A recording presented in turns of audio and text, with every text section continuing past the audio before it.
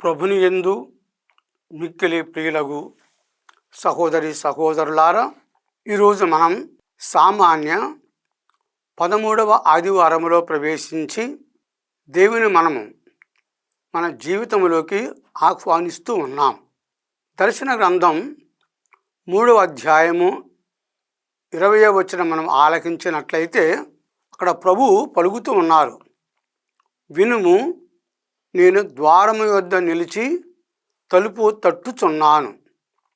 ఎవరు నా స్వరముని విని తలుపు తెరచెదరో నేను లోనికి వత్తును, నేను అతనితో భుజింతును, అతడును నాతో భుజించును అని చక్కని సందేశం మనకు ప్రభు అందిస్తూ ఉన్నారు.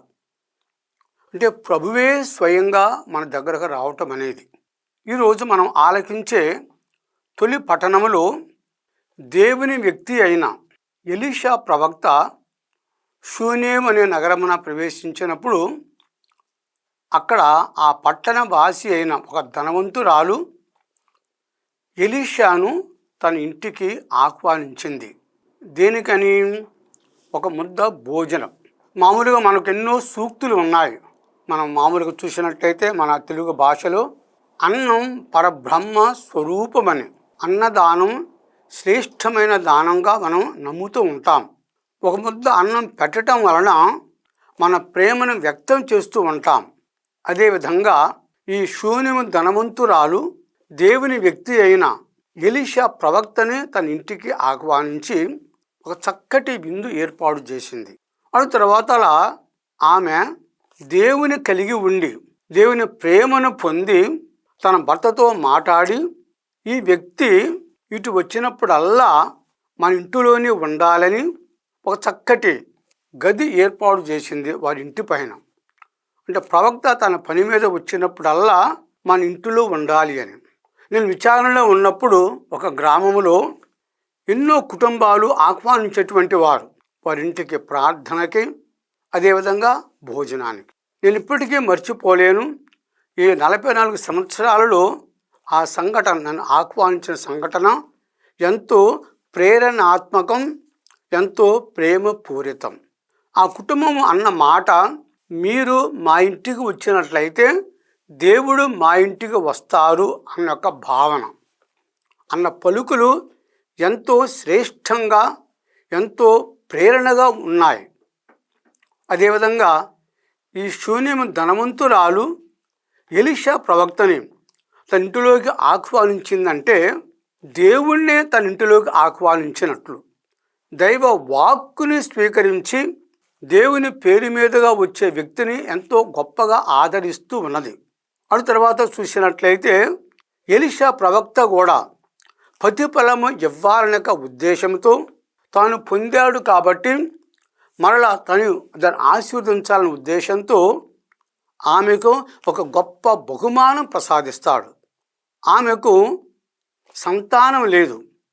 మామూలుగా అది మనం చూసినట్లయితే బిడ్డలు దేవుని వరాలు అని మనం నమ్ముతూ ఉంటాం. అటువంటి నమ్మకం ఆమె జీవితంలో ప్రతిఫలించింది.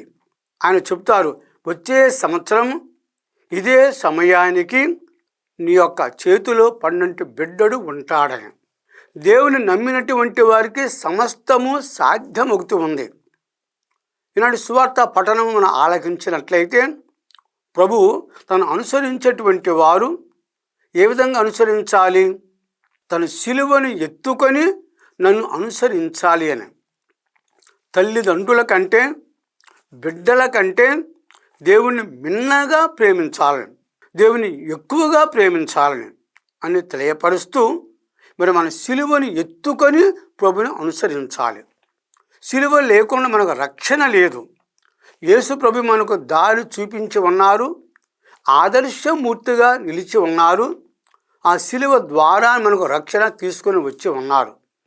అది తర్వాత మనం చూసినట్లయితే ప్రభు ఇచ్చిన సందేశము, ప్రవక్తను ప్రవక్తగా గుర్తించి స్వీకరించువాడు ప్రవక్త బహుమానమును పొందును, నీతిమంతుని నీతిమంతులుగా గుర్తించి స్వీకరించువాడు నీతిమంతుని బహుమానమును పొందును. నీతి, దేవుణ్ణి తెలుసుకోవటమే నీతి. దైవరాజ్య గుణగణాలలో నీతి కూడా ఎంతో ప్రధానమైనటువంటిది. శాంతి స్థాపకులు నాటిన శాంతి బీజముల ఫలసాయమే నీతిగా మనం గ్రహిస్తూ ఉన్నాం.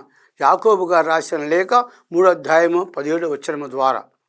ప్రియ భక్తులారా, మరి నా చిన్న బిడ్డలను గుర్తించి ఎవరికైనా కానీ గురిక్కడి మంచినీరు రొసగబాడు తన బహుమానమును పోగొట్టుకొనడని ప్రభు ఖరాఖండిగా పలుకుతూ ఉన్నారు.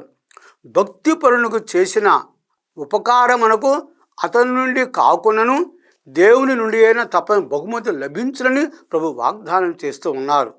కనుక ప్రభు సేవలో మనం ఎట్టి కార్యమైనను నిష్ప్రయోజనము కాదు అని మనం గ్రహించి ఈ రోజున మన ఇరుగు పొరుగు వారిని ప్రేమిస్తూ వారిని ఆదరించినట్లయితే దేవుణ్ణి మన జీవితంలోకి ఆహ్వానిస్తూ ఉన్నాం.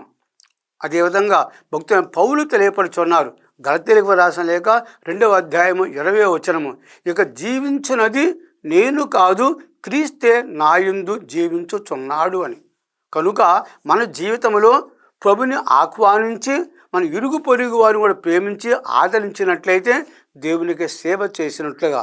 చివరిగా మానవ సేవయే మాధవ సేవగా మనకు తెలిసే ప్రభు కూడా చివరిగా అన్నారు, ఈ చిన్న వారులలో మీరు ఏ మేలు చేసినట్లయితే నాకు చేసినట్లే.